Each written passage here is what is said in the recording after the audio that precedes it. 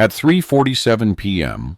on December 18th, 1944, Sergeant First Class Teodoro Doro Masankay lay belly down in knee-high Kogon grass 90 meters from the Cagayan Valley Road, watching 17 Imperial Japanese Army trucks grinding north through afternoon heat that made the air shimmer like water.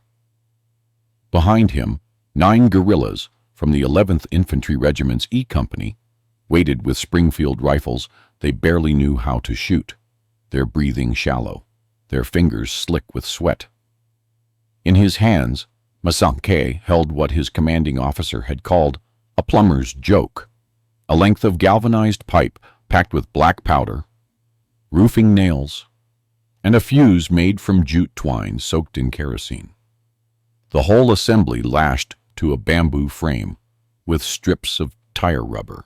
And then the lead truck was exactly 40 seconds from the killing zone he'd marked with 3 piles of dried buffalo dung positioned at 10-meter intervals along the roadside. In 41 seconds, every combat manual written by properly trained officers would be proven wrong, or Masankay and his men would be dead, their bodies left to rot in the grass while the convoy continued north with ammunition and reinforcements for the Japanese garrison at Apari. Before we dive in, I want to know, where are you listening to this story from? Drop your city or country in the comments right now, and let's see which corner of the world has the most war legend fans. Don't just scroll. Type it out. Your comment might get featured in the next story. The story of how a provincial waterworks inspector became the man who changed guerrilla warfare in northern Luzon doesn't begin with heroism, it begins with plumbing. Teodoro Masankay turned 32 on the morning Manila fell. He was 5'6", had a slight limp from childhood polio, and wore wire-rimmed spectacles that made him look, as his sister Maria liked to say, like a parish priest who got lost on the way to seminary.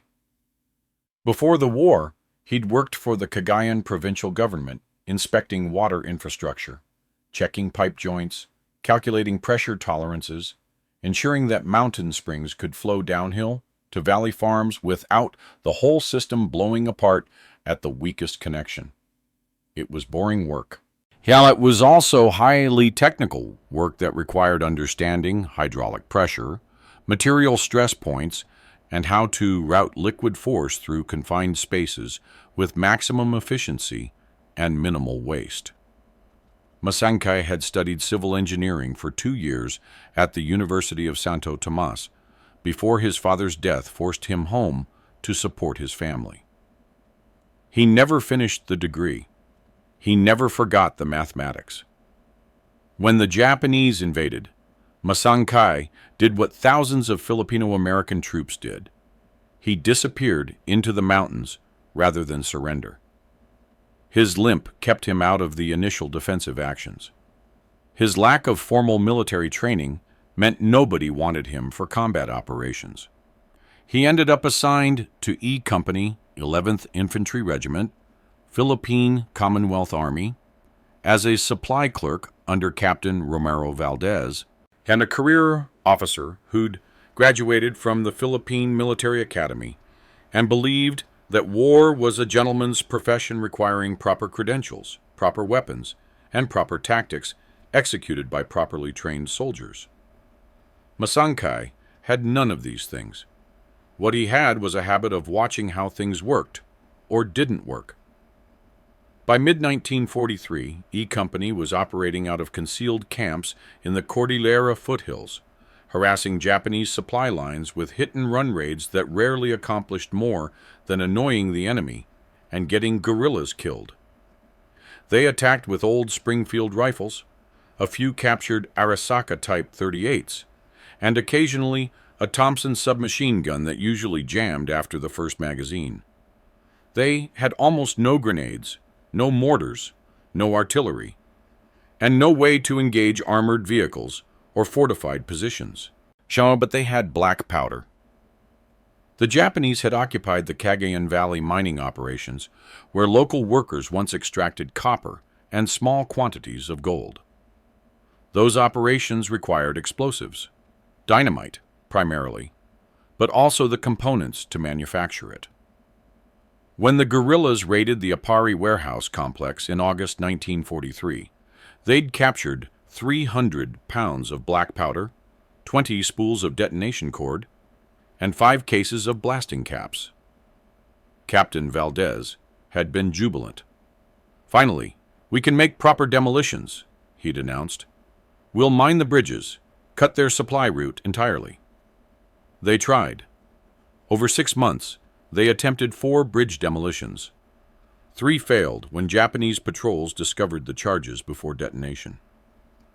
The 4th succeeded in damaging a wooden trestle bridge, in which the Japanese engineers repaired in 11 hours. The problem, Masankai realized, wasn't the explosives. It was deployment. Bridges were obvious targets. The Japanese guarded them heavily, inspected them constantly, and could repair them quickly. You needed massive charges to completely destroy a stone or steel bridge, and you needed time to place them properly. Guerrillas had neither. What they needed was a weapon that could deploy explosives at a distance, concentrate the blast effect on a specific target, and be manufactured with materials available in any provincial town.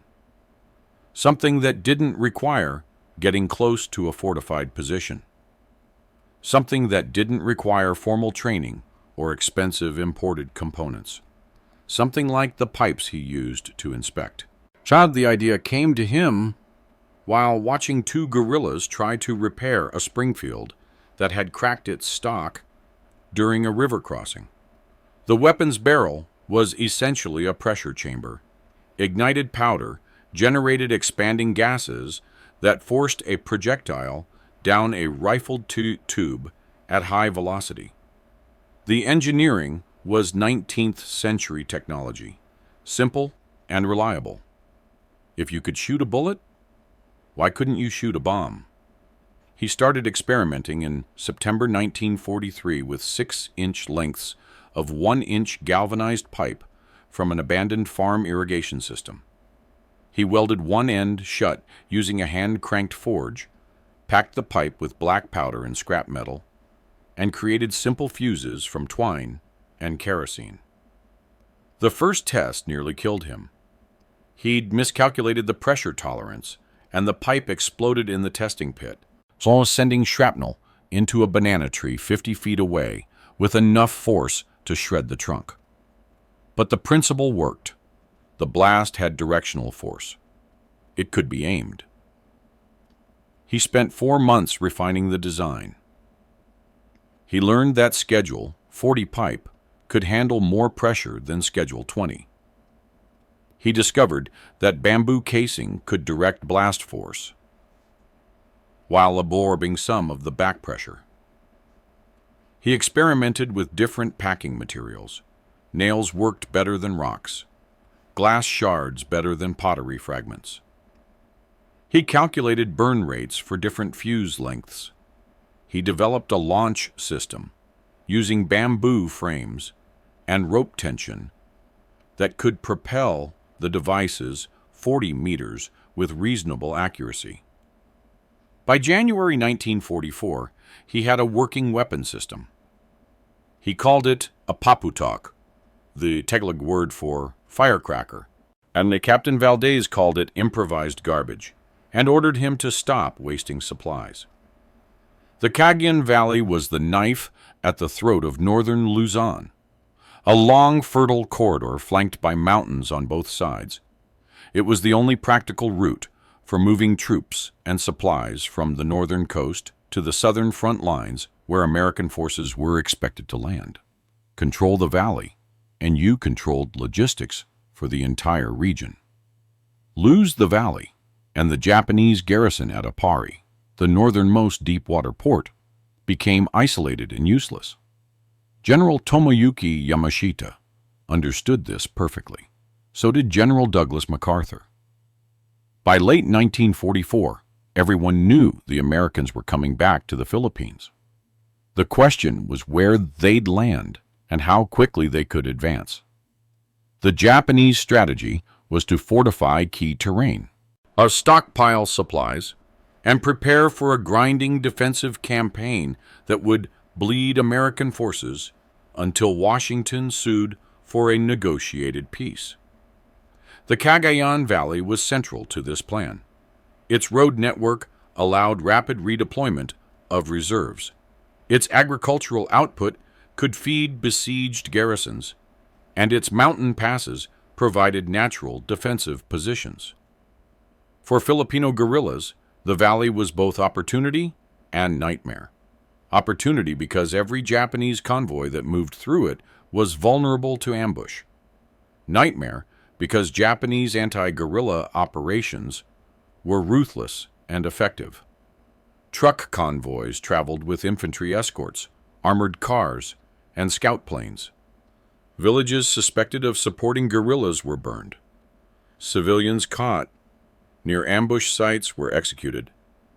The Japanese had learned, through bitter experience in China and Malaya, that the only way to defeat irregular forces was to make the civilian population more afraid of helping them than of the occupiers. It was working. By mid-1944, guerrilla activity in the Cagayan Valley had dropped to its lowest level since 1942. Multiple resistance groups had been infiltrated and destroyed. Allied supply drops had become rare and unpredictable. Morale was terrible. E Company's situation was particularly dire. They'd lost 23 men in the previous 6 months, some to combat, more to disease, desertion, and accidents.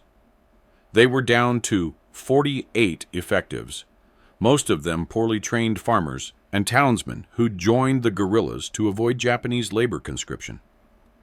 Their armory consisted of 37 rifles of various types, 6 pistols, 1 Thompson, and approximately 9,000 rounds of mixed ammunition. They had 2 weeks of rice remaining. They had no way to evacuate their wounded and no access to proper medical supplies. What they did have was intelligence. One of Captain Valdez's few successes had been establishing an intelligence network among Filipino civilians working in Japanese facilities. These informants couldn't provide strategic intelligence. They didn't have access to planning documents or command-level information, but they could report troop movements, supply deliveries, and convoy schedules with reasonable accuracy. In early December 1944, one such informant reported that a major convoy would be moving south from Apari to Tuguegarao. 17 trucks carrying ammunition, medical supplies, and approximately 200 infantry replacements for garrison units facing American advances in Leyte. The convoy would travel during daylight with minimal escort because the Japanese believed the valley road was secure. It would pass through the E Company operational area on the afternoon of December 18th. It was the most valuable target E Company had seen in months. It was also far beyond their capability to engage effectively. Captain Valdez called a command conference in the company's concealed camp, a network of lean-tos and camouflaged shelters in dense forest 3 kilometers west of the Valley Road. The officers present, Valdez, First Lieutenant Ramon Aquino, Second Lieutenant Jose Bautista, and Staff Sergeant Emilio Cruz, were unanimous in their assessment. Attacking the convoy was suicide. While 17 trucks means at least 50 soldiers as escort, probably more, Lieutenant Aquino said.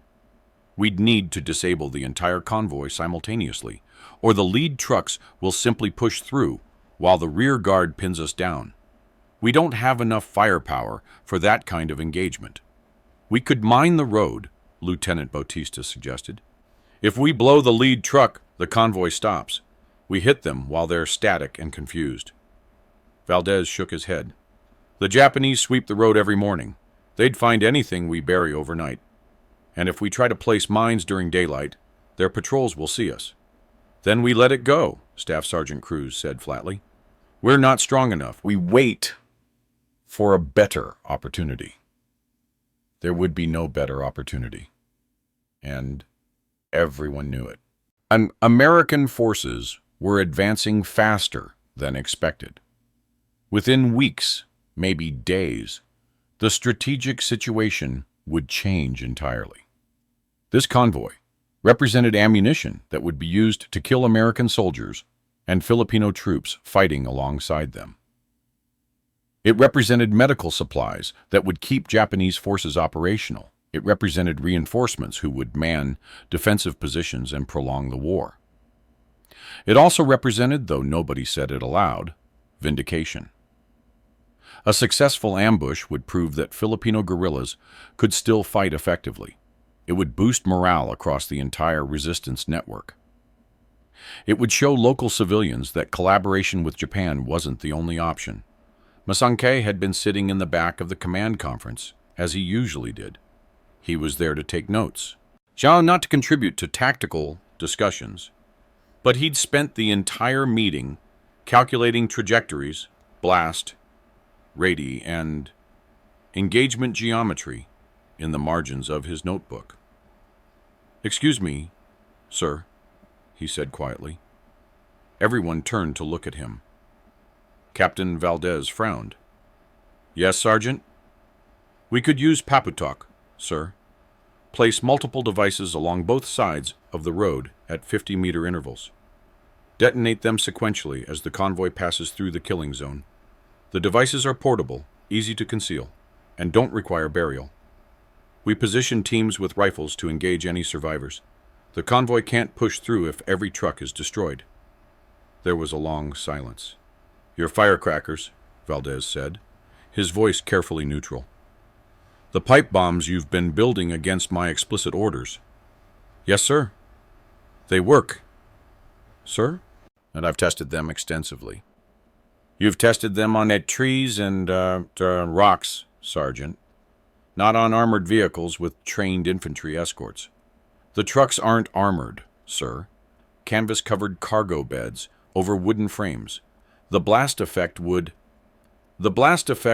alert every Japanese soldier in the valley," Lieutenant Aquino interrupted. "They'd know exactly where we are, and they'd call in reinforcements from Tuguegarao. We'd be trapped in the open." Masankei pushed his spectacles up his nose. "Only if we remain in the killing zone after the engagement, sir. If we position teams at angles oblique to the road and retreat immediately after the explosions, the Japanese response force will arrive at an empty ambush site with no clear indication of which direction we withdrew." "And if your devices don't work?" Valdez asked. "And if the trucks aren't disabled? We'll have exposed our position for nothing. And men will die because you wanted to prove your theory. They're not theories, sir. They're tested engineering. I can demonstrate." "Enough," Valdez stood. "We're not risking 48 men on improvised weapons built by a waterworks clerk. The convoy passes unmolested. Conference dismissed." Masankei gathered his notes and left the shelter. He didn't argue. He didn't protest. He simply walked back to the supply area, sat down beneath a mahogany tree, and did what engineers do when faced with impossible constraints. He checked his calculations again. The week before the convoy was scheduled to pass marked the lowest point in E Company's war. 2 guerrillas died from infected wounds that proper medical care could have treated easily. Some of the supply drop failed down to arrive or sending them company into reduce food rations. Japanese patrol came within 300 meters of the camp, forcing a hasty relocation that exhausted already weakened men. And then the executions began.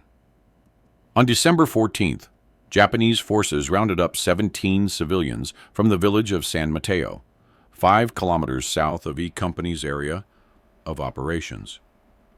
The Japanese commander announced that the civilians were guerrilla sympathizers who'd provided food and information to resistance forces. He had them tied to posts in the village square and shot one at a time while the entire population was forced to watch. 3 of the executed civilians had been E Company informants. The rest were simply unlucky, in the wrong place when the Japanese decided to send a message. How the news reached E Company that evening through a messenger who'd witnessed the executions and hiked through the night to report. Captain Valdez listened to the report in silence, his face carved from stone.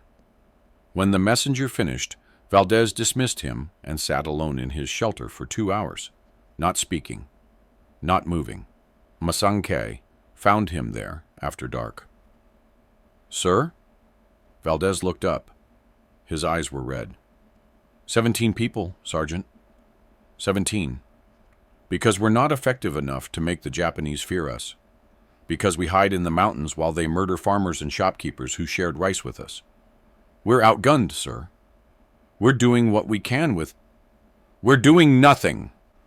Valdez's voice cracked like a whip. We're surviving. That's not the same as fighting. That's not the same as winning. He stood, paced the small shelter. You know what the Japanese commander said before the executions? He said the guerrillas were cowards who couldn't protect anyone. He said collaboration was the only sensible choice. And he was right, Sergeant. We can't protect them. We can't even protect ourselves. Masankei said nothing. There was nothing to say. The captain was right. Valdez turned to face him. Your devices, your paputok, you really believe they'd work? Yes, sir. Not hope, not theory. Believe. Sir, I've calculated the pressure tolerances 50 times. I've tested 12 prototypes. The engineering is sound. If we position them correctly, and the fuses burn at the expected rate, they will detonate with sufficient force to disable unarmored vehicles. The Japanese trucks have thin metal chassis and wooden cargo beds. So the blast effect will... Show me. They conducted the test at dawn on December 16th in a dry ravine 3 kilometers from camp.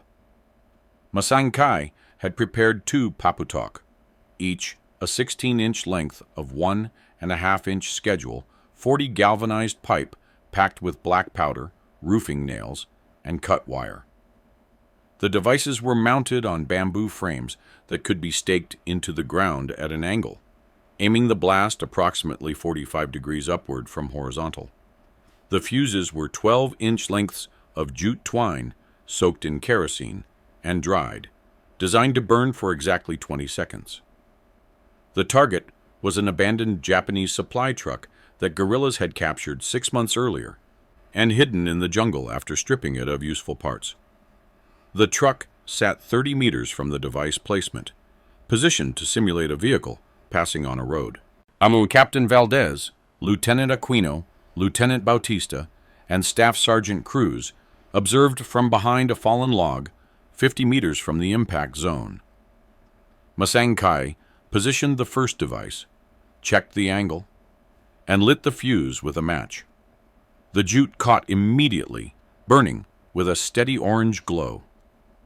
Masankei jogged back to the observation position and crouched beside Valdez, counting silently. At 18 seconds, the device detonated. The explosion was sharp and surprisingly loud. Not the deep boom of artillery, but a vicious crack like a massive bullwhip. The pipe disappeared in a flash of white smoke and orange flame. The bamboo frame disintegrated. A cone of shrapnel, hundreds of nails and wire fragments, tore through the air at supersonic velocity and slammed into the truck's side. The effect was devastating, and as the truck's wooden cargo bed splintered, the canvas covering shredded, the metal chassis buckled inward. When the smoke cleared, the vehicle looked like it had been attacked by a giant predatory animal. Torn apart, not simply damaged. Nobody spoke for several seconds. Christ, Lieutenant Bautista whispered. Masanke stood, walked to the truck, and examined the damage. The blast pattern was slightly low. He'd need to adjust the angle for the operational devices. But the principle was proven. A single paputok could disable a vehicle. Multiple devices, properly coordinated, could destroy a convoy. He turned back to the officers. The second device is positioned on the opposite side. Would you like to see the crossfire effect? Valdez nodded slowly. The second detonation was even more effective. With blast patterns converging from opposite angles, the truck's chassis twisted, the axles snapped, and the cab partially collapsed. By the time the smoke cleared, the vehicle was obviously beyond any possibility of repair. Captain Valdez walked forward, circling the destroyed truck, running his hand along the shredded metal. How many of these can you build? With current supplies, 16 operational devices, plus 4 backups, we'd need 48 hours. How many men to place and detonate them? 12, sir. 2-man teams, 1 to place and arm the device, 1 to cover with a rifle. Teams withdraw immediately after detonation. What's the failure rate? Misfires, duds? In testing? Approximately 5%. I've redesigned the fuse coupling to address the primary failure mode. So operational rate should be 97% or better. Valdez turned to his officers. Opinions? Lieutenant Aquino hesitated, then nodded. It's insane. It's also the only option that might work. Bautista? If we're going to die anyway, sir, I'd rather die trying something new than running the same failed playbook. Cruz? Staff Sergeant Cruz spat into the dirt. I think a waterworks clerk just embarrassed every properly trained officer in the Philippine Army, and I think we should have listened to him 6 months ago. Valdez looked at Masankai. You'll have 48 hours. You'll have 12 men to help with construction. You'll have full access to all explosive stores. You will personally supervise placement of every device. And Sergeant, sir, if this fails, if your calculations are wrong, if the devices don't work, and if men die because you convinced me to trust improvised weapons, you will be the one to write letters to their families explaining why. Understood? Understood, sir. Then we're attacking the convoy. God help us all. For 47 hours, E Company's concealed camp became a workshop. Masankai worked with controlled intensity, training 12 guerrillas in device assembly while simultaneously preparing placement diagrams and calculating detonation sequences. He slept 4 hours total, caught brief naps sitting upright with his notebook open on his lap, and consumed coffee-like brews made from roasted rice that tasted terrible but kept him functional. The assembly process was methodical. Each pipe had to be inspected for cracks or weak points that could cause premature detonation, and each end cap had to be welded securely using the portable forge. Each load of black powder had to be measured precisely. Too little, and the blast would be ineffective. Too much, and the device would fragment incorrectly, wasting energy in directions that didn't hit the target. The shrapnel packing required careful layering, nails at the bottom for weight, wire fragments in the middle for velocity, glass shards at the top for maximum fragmentation. The fuses were the most critical component. Masankai had tested 17 different lengths and discovered that consistency mattered more than precision. A 20-second fuse that burned in 18 seconds was dangerous. A 20-second fuse that always burned in 19 seconds was reliable. He trained each team leader to measure fuse length to the quarter inch. Soak the jute in kerosene for exactly 30 seconds and allow it to dry for 15 minutes before installation. By the morning of December 18th, he had 16 operational paputok, 4 spares, and 12 two-man teams who'd practiced placement and withdrawal procedures until they could execute the sequence in darkness without verbal communication. Captain Valdez assembled the company at 11 a.m. for final briefing. The operational plan was simple on paper, terrifying in execution. Phase 1. Insertion. 12 device teams would infiltrate the ambush zone between 1 p.m. and 2 p.m., approaching from multiple directions to avoid creating obvious trails. Each team would carry one device and one rifle. Teams would position themselves at pre-planned locations along a 500-meter stretch of road. Phase 2, placement. Devices would be emplaced in concealed positions 3 to 5 meters from the road's edge, angled to direct blast force across the kill zone. Teams would not arm the fuses until receiving a signal from Masanke, who would observe from a central position with a clear view of the entire ambush site. Phase 3. Engagement. When the convoy entered the kill zone, Masanke would signal the teams to light fuses in sequence, starting with duos at the convoy's center and working outward. This would trap vehicles in the middle while disabling escape routes at both ends. Detonations would occur at approximately 5-second intervals to maximize confusion and prevent coordinated Japanese response. Phase 4. Exploitation. After all devices detonated, riflemen would engage any surviving Japanese soldiers from cover. Engagement would last no more than 60 seconds.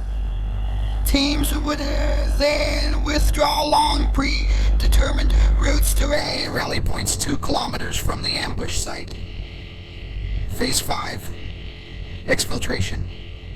The company would disperse into 3 groups and move to separate locations, reuniting at a rendezvous point 8 kilometers north after 48 hours. It was a good plan. It was also, everyone understood, the kind of plan that falls apart the moment real combat begins. Masanke reached his observation position at 2:15 p.m. A small depression in the Kogon grass 90 meters from the road, concealed by scrub brush and offering clear sight lines to the kill zone. He carried his notebook, a pair of pre-war German binoculars he'd inherited from his father, and a Springfield rifle he barely knew how to shoot. Behind him, and 9 guerrillas lay in similar positions at staggered intervals, forming a loose perimeter. The division teams were invisible. Masankai knew they were there. He'd watched each team infiltrate. But even with binoculars, he couldn't spot their positions. Good. If he couldn't see them, the Japanese wouldn't either. The road was empty, silent. Heat shimmered above the packed earth surface, making the distant mountain ridges waver like mirages. Insects buzzed in the grass. A water buffalo grazed in a rice paddy 400 meters south, completely indifferent to the violence about to unfold. Masankai checked his watch. 2:47 p.m. According to intelligence reports, the convoy should arrive between 3:30 and 4 p.m. He had at least 40 minutes to wait. Waiting was worse than working. Working, yet his mind stayed occupied with calculations and procedures. Waiting, it wandered into darker territories. Images of devices failing to detonate, fuses burning too fast or too slow, Japanese infantry overwhelming the rifle teams, the ambush collapsing into a slaughter. He forced himself to review the plan again, checking each element against his mental checklist. 16 devices positioned at intervals calculated to create overlapping blast zones. Fuses cut to precise lengths. Teams trained to light on signal and withdraw immediately. The engineering was sound. The physics were reliable. Physics didn't account for human error. Physics didn't account for wet fuses, nervous fingers, or men panicking under fire. At 3:15 p.m., he heard the convoy before he saw it. A low mechanical growl, growing louder from the north. Then he raised the binoculars and focused on the distant road. The first truck appeared around a bend 2 kilometers away, then the second, then the rest of the column, rolling south in a long line, canvas-covered cargo beds swaying slightly on suspension systems designed for paved roads, not Philippine provincial routes. 17 trucks, just as intelligence had reported. The lead vehicle was a light truck carrying what looked like a mounted machine gun. Infantry escorts walked alongside the convoy at irregular intervals. Masankei's hands were steady as he counted vehicles and estimated speed. Approximately 30 kilometers per hour. The convoy would reach the kill zone in approximately 4 minutes. He set down the binoculars and pulled a red cloth from his pocket. The signal flag device teams were watching for. Anas 2E waves meant prepare to arm devices. 3 waves meant light fuses on my command. At 3:43 p.m., the lead truck was 500 meters from the kill zone. Masankei waved the red cloth twice, slowly, visibly. In the grass and scrub brush around the road, 12 men he couldn't see began preparing fuses for ignition. At 3:45 p.m., the lead truck entered the kill zone. Masankei waved the cloth 3 times and watched the center of the convoy. This was the critical moment. The teams in the middle had to light first.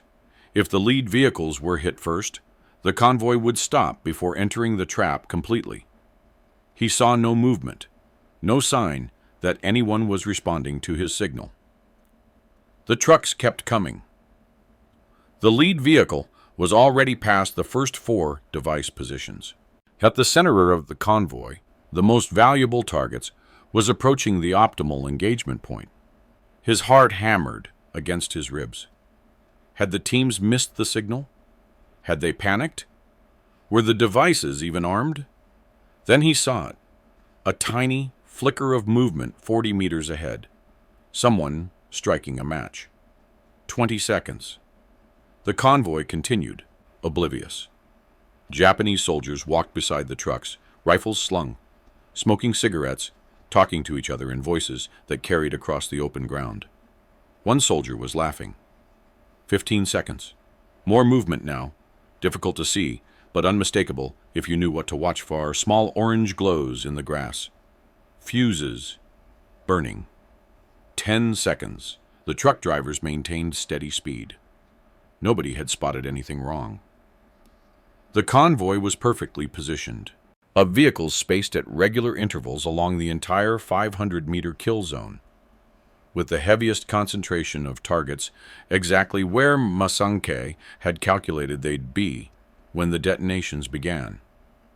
5 seconds. He realized he was holding his breath and forced himself to exhale slowly, keeping the binoculars steady. The first Paputok detonated at 3:47 p.m. The device that fired first was positioned 30 meters ahead of the convoy's center, targeting the 8th truck in line, a cargo vehicle carrying ammunition crates visible through gaps in the canvas covering. The explosion was a sharp, violent crack that tore through the afternoon heat, like reality itself splitting open. The blast pattern, a cone of shrapnel moving at nearly 3,000 feet per second, hit the truck's side at the precise angle Masankei had calculated.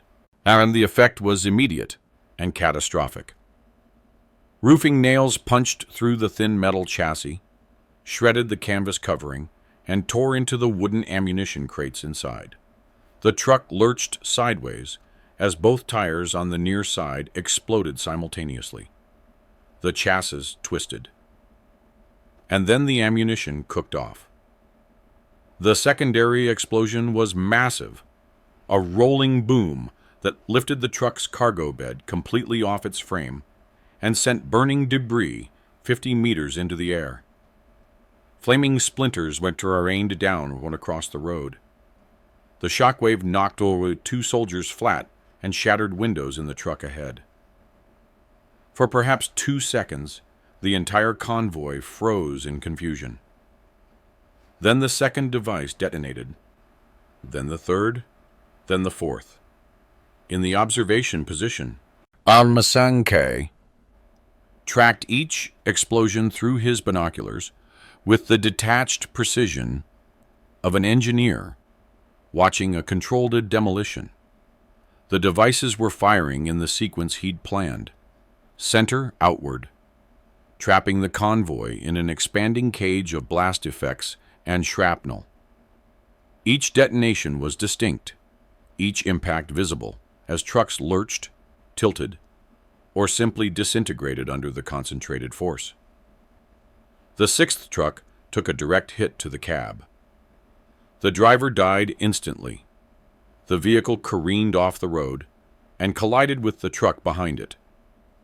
Both vehicles became entangled, blocking the road completely. The 10th truck's cargo bed erupted in flames when shrapnel ignited something flammable inside. Fuel drums, probably, or ammunition. The driver bailed out and ran directly into the blast zone of the 11th device, and which detonated 3 seconds later and cut him down along with 2 soldiers who'd been trying to take cover behind the vehicle. By the time the 12th device fired, 37 seconds into the engagement, the convoy had ceased to exist as an organized formation. It was now 17 separate catastrophes occurring simultaneously along 500 meters of road. Burning trucks, screaming wounded, confused soldiers trying to establish defensive positions, while explosions continued to erupt around them with no visible source and no apparent pattern. The Japanese infantry reacted with the training and discipline Masankai had expected. Squad leaders shouted orders. Soldiers dropped prone and began firing at the tree line where they assumed attackers must be hidden.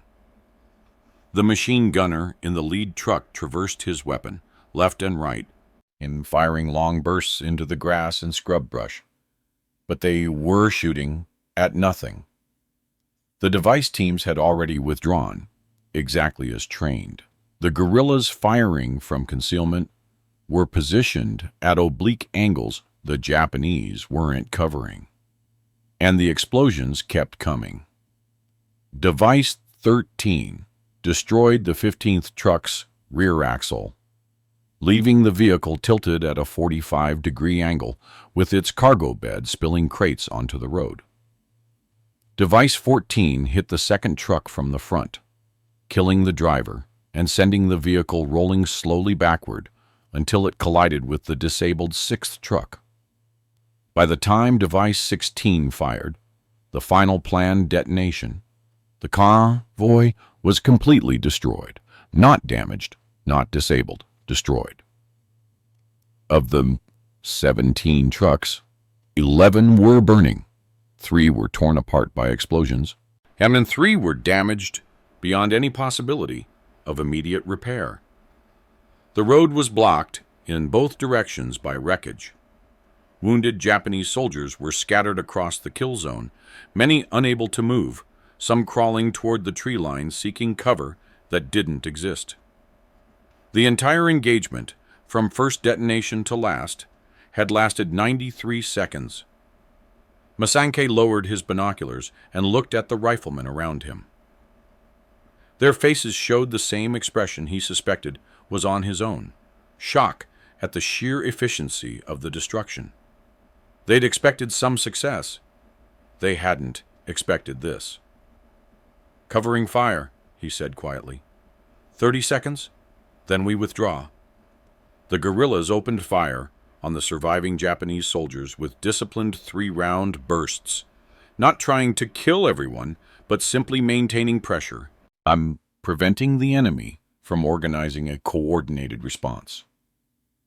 The Japanese returned fire, but they were shooting at muzzle flashes in tall grass at 90 meters, effectively blind. After 30 seconds, exactly, Masankai signaled withdrawal. The guerrillas melted backward into the grass, moving in pairs, covering each other, leaving no trails. Masankai was the last to leave, taking one final look at the kill zone through his binoculars.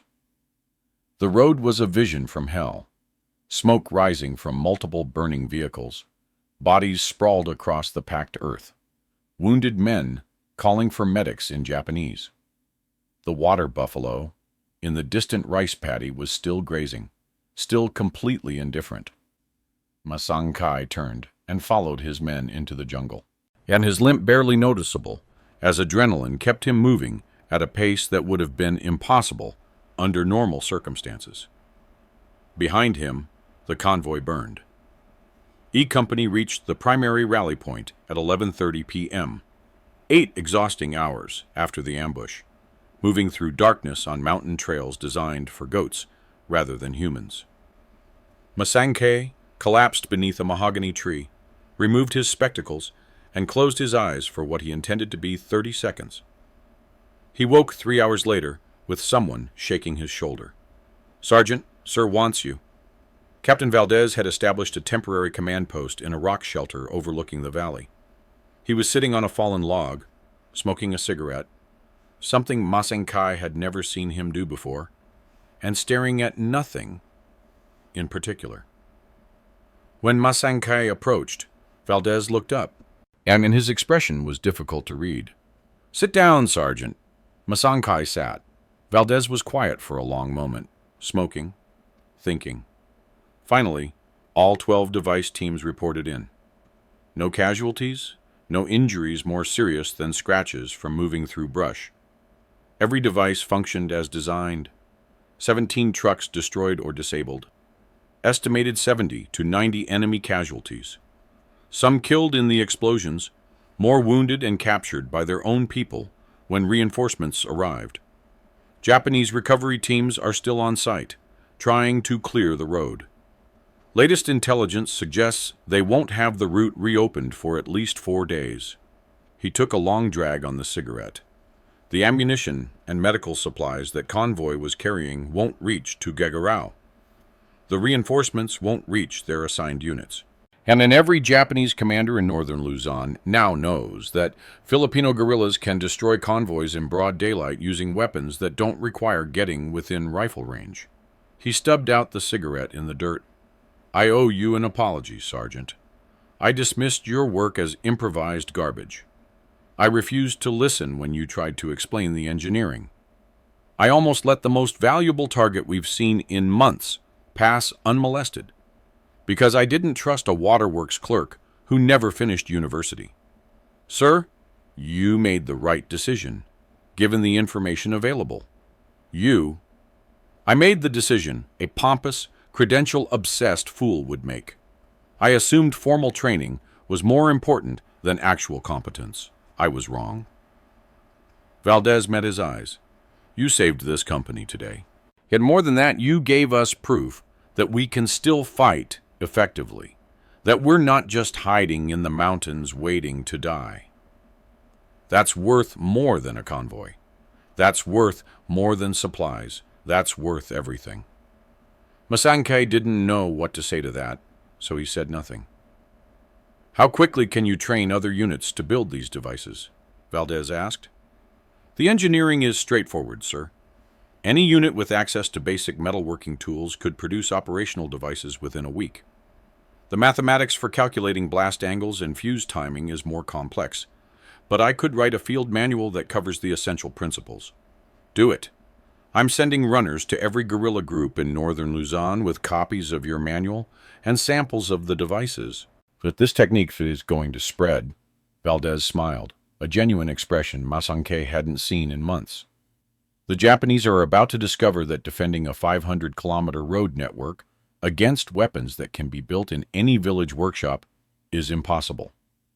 The manual Masankai wrote over the next 48 hours was 23 pages of precise technical diagrams, mathematical formulas, and step-by-step assembly instructions.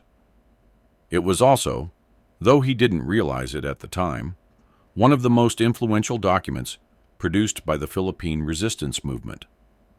Copies reached 17 guerrilla units by the end of December.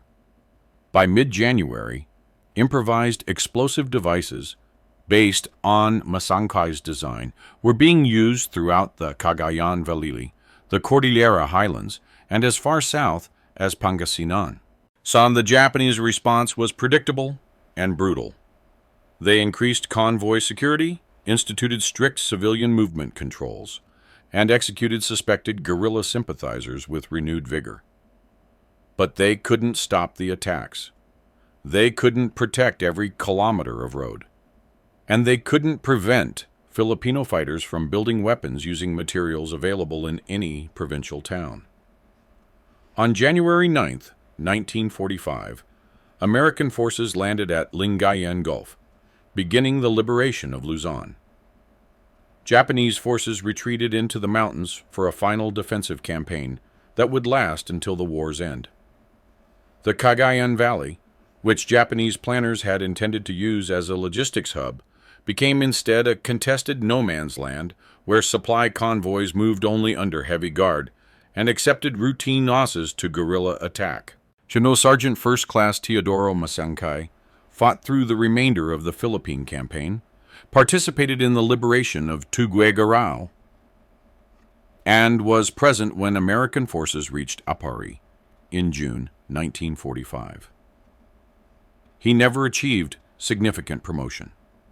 The Philippine Army, even after liberation, remained skeptical of soldiers without formal credentials.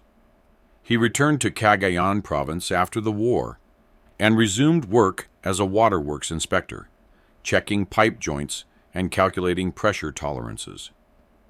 He never stopped being an engineer.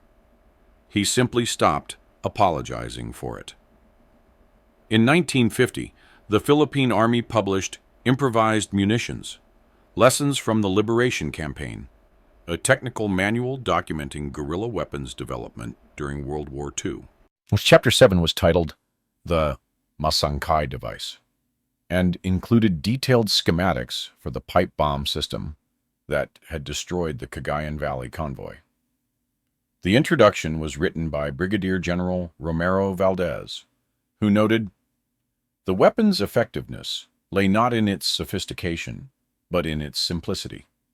A reminder that tactical problems often have engineering solutions, and that formal credentials matter less than functional expertise." Masankay himself never wrote about the ambush. When asked about it by journalists in the 1960s, he would shrug and say, "I saw a problem. I solved it. That's what engineers do."